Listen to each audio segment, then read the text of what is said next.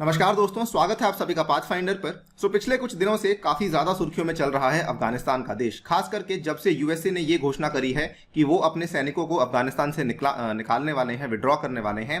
तब से लेके जो तालिबान है वो काफी ज्यादा पावरफुल भी हो चुका है और तालिबान काफी ज्यादा न्यूज में भी रहने लग चुका है। लेकिन इसके चलते अब हुआ क्या है कि चाइना के ऊपर काफी बड़ा खतरा मंडरा रहा है कि कहीं आगे जाके चाइना को इस्लामिस्ट ग्रुप्स तो टारगेट नहीं करेंगे। इनफैक्ट ये खतरा नहीं है, ये it is very very real, because कई सारे इस्लामिस्ट ग्रुप्स ऑलरेडी चाइना को एक तरीके से टारगेट करना शुरू कर चुके हैं। तो बात करेंगे कौन से इस्लामिस्ट ग्रुप्स हैं जो कि यहाँ पे चाइना को टारगेट कर रहे हैं, and also why these groups are targeting, और चाइना को यहाँ पे क्या क्या खतरे हो सकते हैं। चलिए स्टार्ट करते हैं दोस्तों मेरे साथ। यदि आप लोग इस लेक्चर की पीडीएफ को डाउनलोड करना चाहते हैं तो यहाँ पर दिए गए टेलीग्राम चैनल से कर सकते हैं। इसके अलावा आप लोग मुझसे सोशल मीडिया पे भी जुड़ सकते हैं इस पर्टिकुलर आईडी के यूज से। राइट गाइस, सबसे पहले तो ये समझ लेते हैं कि जब तक यूएसए के ट्रूप्स अवेलेबल थे अफगानिस्तान में, तब तक चाइना को इसका क्या क्या फायदा हो रहा था। कुल मिला के जो यूएसए और नाटो की प्रेजेंस थी यहाँ पर, इसके चाइना को कुल मिला के 3 फायदे हो रहे थे। पहला फायदा ये हो रहा था कि इस्लामिस्ट एक्सट्रीमिज्म से कहीं ना कहीं चाइना अपने आप को प्रोटेक्ट कर पा रहा था, बिकॉज यहां पर जब तक ये वाले ट्रूप्स अवेलेबल थे, इस्लामिस्ट एक्सट्रीमिज्म को यूएसए ने एक तरीके से होल्ड करके रखा हुआ था। और वहीं पे बीजिंग अपने जिंगजियांग के इलाके को, जहां पर की उइगुर मुस्लिम्स रहते हैं, उसको कहीं ना कहीं स्टेबलाइज करवाने में हेल्प बीजिंग को मिल रही थी। दूसरा सबसे बड़ा फायदा, जो कि सिक्योरिटी कंसर्न्स के अलावा बीजिंग को यहां पे इकोनॉमिक फायदा भी मिल रहा था। चाइना यूएसए की ही एक तरीके से मदद की वजह से अपने बीआरआई को एक्सपैंड कर पा रहा था ना। यूएसए डायरेक्टली बीआरआई को हेल्प नहीं कर रहा था, लेकिन क्योंकि यूएस की वजह से वहां पर जो सिक्योरिटी सिचुएशन थी वो काफी बेहतर थी, इसकी वजह से चाइना अपने बीआरआई के कई सारे प्रोजेक्ट्स को बलूचिस्तान के प्रोविंस तक भी लेके जाने में सक्सेसफुल हो पाया था। केवल इतना ही नहीं, वो सेंट्रल एशिया में भी अपने प्रोजेक्ट्स को एक्सपैंड करने में काफी सक्सेसफुल हो पाया था, बिकॉज उसको अफगानिस्तान को लेके या फिर तालिबान को लेके किसी प्रकार की चिंता नहीं थी। आप यहाँ पे देख भी सकते हैं कितनी तेजी से जो चाइना का प्रोजेक्ट है वो बड़ा है। आप यहाँ पे देख सकते हैं सीपेक का ये प्रोजेक्ट यहाँ तक आ चुका है। उसके बाद even in the central Asia China ने अपने प्रोजेक्ट्स को एक्सपैंड किया है। कुल मिला के ये जिंगजियांग का इलाका जो ये वाला है, उसके अलावा ये वाले जो प्रोजेक्ट्स हैं, ये कहीं ना कहीं ये सारे के सारे यूएस की वजह से चाइना को हेल्प मिल रही थी। फाइनली जो तीसरा कारण है, यूएस की प्रेजेंस की वजह से चाइना कभी भी डायरेक्टली एक्सपोज नहीं हुआ था to the Islamic movement threat. लेकिन अब जो रिसेंट अनाउंसमेंट आई है, अभी थोड़े दिन पहले की बात है, 2 महीने पहले की बात है, यूएस के जो नए प्रेसिडेंट हैं मिस्टर जो बाइडन, इन्होंने अनाउंस कर दिया था कि हम 11 सितंबर 2021 के पहले अपने सारे के सारे ट्रूप्स को निकाल लेंगे। इनफैक्ट 30 अप्रैल की बात है जब उन्होंने बताया था कि अब जो है केवल हमारे 2500 से 3500 ट्रूप्स ही हैं जो कि अफगानिस्तान में हमने तैनात किए हुए हैं, और आगे जाकर हम लोग ऑलमोस्ट सारे ट्रूप्स को विड्रॉ कर लेंगे। नाउ इसका खतरा क्या है? इसका खतरा आपके सामने कई सारे आर्टिकल्स पेश करने वाला हूं। एएनआई न्यूज का ये वाला आर्टिकल है, US withdrawal from Afghanistan raises the risk of jihadist attacks in China. आप यहाँ पे देख सकते हैं, जस्ट 1-2 दिन पहले का ही आर्टिकल है।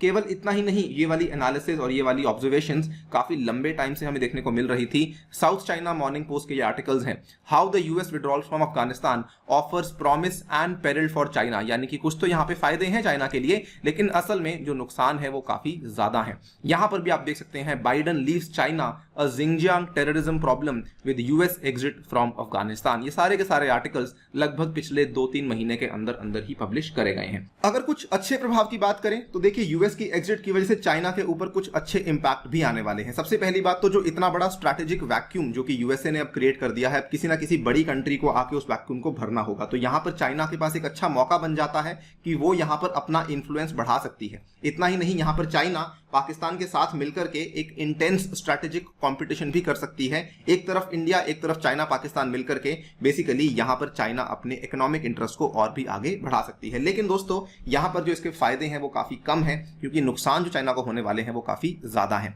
सबसे पहला नुकसान क्या होने वाला है, इस मैप को ध्यान से देखिए। अगर आपको ध्यान होगा, ये वाला जो पार्ट है, बहुत ध्यान से मैं इसको सर्कल भी कर रहा हूं, ये वाले पार्ट को दोस्तों वखान कॉरिडोर कहा जाता है। और ये छोटा सा जो वखान कॉरिडोर है, यही आगे जाके चाइना और अफगानिस्तान को भी कनेक्ट करता है। सो बेसिकली जो अफगानिस्तान में अनरेस्ट हो रहा है, जो अफगानिस्तान में फिलहाल अशांति फैली हुई है, वो आगे जाके जिंगजियांग में फैल सकती है through this narrow 90 kilometre border जो कि अफगानिस्तान शेयर करता है चाइना के साथ, जिसको कि हम लोग वखान कॉरिडोर भी बोलते हैं। और सबसे ज्यादा चिंता की बात यह है कि डायरेक्टली टच करता है ये चाइना के जिंगजियांग के प्रोविंस को। तो सबसे पहला सिक्योरिटी कंसर्न चाइना के लिए ये होने वाला है, व्हाट इफ आपका जो तालिबान का पूरा उनका पावर है और इनका इन्फ्लुएंस है, अगर वो यहां तक पहुंच जाता है तो उस केस में प्रॉब्लम्स चाइना के लिए बढ़ सकती हैं। इतना ही नहीं दोस्तों, पाकिस्तान के भी अंदर जो बलूची और जो सिंधी के सेपरेटिस्ट ग्रुप्स हैं, उन्होंने ऑलरेडी चाइना के कई सारे चाइनीज नेशनल्स को और इनफैक्ट चाइनीज इन्वेस्टमेंट्स को यहां पर अटैक करना शुरू कर दिया है। पिछले साल की बात है, आप लोग देख सकते हैं, जुलाई 2020 की बात है। Rising attacks by Balochi separatist increase the risks and the cost of BRI projects in Pakistan. और ये कई सारी कहानियां ऐसी होती हैं जिनको कि चाइना अक्सर रिपोर्ट भी नहीं करता है, इवन पाकिस्तान भी रिपोर्ट नहीं करता है, बिकॉज इसके चलते कहीं ना कहीं CPEC की इमेज के ऊपर भी आंच आती है। लेकिन ऐसे हादसे कई बार होते रहते हैं और बलूची लोग और सिंधी लोग इस चीज से बिल्कुल भी यहां पर सैटिस्फाइड नहीं है। इसके अलावा दोस्तों, जो पाकिस्तानी तालिबान है, जिसको कि हम लोग तहरीके तालिबान पाकिस्तान के नाम से जानते हैं, इन्होंने पिछले महीने की ही बात है, चाइना के एक एम्बेसडर को टारगेट किया था जो कि क्वेटा में रह रहे थे एक लग्जरी होटल में जिसका नाम है सेरीना होटल। तो इस पर्टिकुलर होटल में जो सुसाइड अटैक करवाया गया था, वहां पर चाइनीज एम्बेसडर को टारगेट किया गया था। और ये बताता है कि ऐसे कई सारे इंसिडेंट्स ऑलरेडी शुरू हो चुके हैं। कई सारे ऐसे इस्लामिस्ट ग्रुप्स हैं जो कि चाइना को टारगेट करना शुरू कर चुके हैं। इतना ही नहीं, सबसे बड़ा और सबसे अहम इस्लामिक ग्रुप जिसको मानता हूं मैं, that is the Turkistan Islamic party. इसके दोस्तों कई सारे नाम हैं। इसको ETM के नाम से जाना जाता है, ईस्ट तुर्किस्तान मूवमेंट, या फिर इसको कभी कभार तुर्किस्तान इस्लामिक पार्टी के नाम से भी जाना जाता है। ये वाला इस पार्टी का सिंबल है और ये उइघुर मुस्लिम्स को रिप्रेजेंट करने वाली काफी फेमस पार्टी मानी जाती है जो कि जिंगजियांग प्रोविंस में काम करती है। इसके जो लीडर हैं, जिनका नाम है अब्दुल हक अल तुर्किस्तानी, इन्होंने यहां पर ये प्रॉमिस कर दिया है कि ये आने वाले टाइम के अंदर सीरिया का जो इडलिब का प्रोविंस है, इसमें से कई सारे उइघुर मुस्लिम्स को अफगानिस्तान में शिफ्ट करने वाले हैं। अगर ये हो जाता है, this also will be a very major blow to China's domestic counter terrorism efforts with potentially serious consequences for Xinjiang. आप यहां पे देख सकते हैं, ये रहा सीरिया का इडलिब प्रोविंस और यहां पर ये बेसिकली ये वखान कॉरिडोर है। ये कर कराकर इसको किसी तरीके से यहां पर कई सारे मुस्लिम्स को लाने वाले हैं, जो कि आगे जाके चाइना की प्रॉब्लम्स को और भी बढ़ाने वाला है। अब सवाल यह आता है कि क्या चाइना इन सब चीजों से जूझने के लिए कुछ कर रहा है या फिर नहीं।